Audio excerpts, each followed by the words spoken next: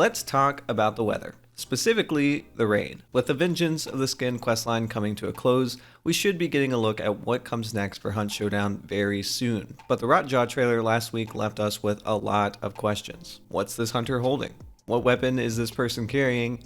Is that an extended mag on a Centennial? And what's up with all the rain? So far, I've seen everyone agree that the rain looks good, but our thirst for the thunderstorm has quenched our curiosity of what exactly it means. The Inferno wildcard from Devil's Moon looked great too, but it also had significant gameplay ramifications. You couldn't hear near the fire and you couldn't see through the smoke. So taking another look at the trailer, we can see that the intensity of the rain changes during a match, unless this was just a cinematic choice. I'm not sure if that's by region, as in maybe it's raining harder in one section of the map than another, similar to the fire distribution of the Inferno, or if the intensity of the rain fluctuates across the whole map throughout the 45-minute duration. In the original Hunt Showdown gameplay preview, when the hunters started a banish, a storm rolled in to tank performance. But in the trailer, we see the heavy rain before the hunters locate Rotjaw, so it might not be that either. Regardless, there are some pretty interesting gameplay possibilities with that. The obvious one is sensory. You can't hear as well, you can't see as far,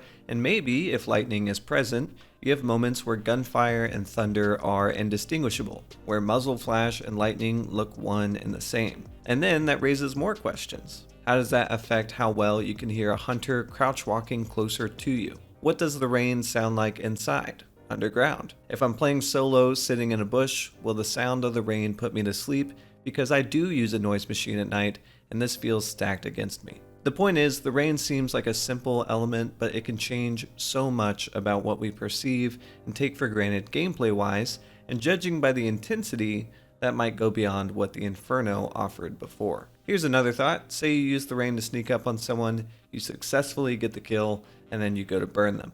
Is that possible? I'm not a scientist, but I do know water typically wins the fight against fire. So if your victim is in a water runoff or maybe just out in the open rain, it could mean that burning isn't an option, similar to dying in the water on a normal time of day. How does that affect your ability to hunt down survivors or force them to push? Or how does that affect how you handle a solo player? I think it's obvious to state that some loadouts will work better in the rain than in other map scenarios, but some tools and consumables may become more crucial in a world ruled by water. Maybe traps don't ignite barrels, maybe chokes aren't essential in a trio, and maybe the one-tap ignition of incendiary ammo coming with update 113 isn't as much of a worry in the rain. Hunters searching for Rotjaw means more players being down in the water, and maybe that increases how useful Concertina is. All of this video is just speculation, but I think the rain is about to offer a pretty substantial shift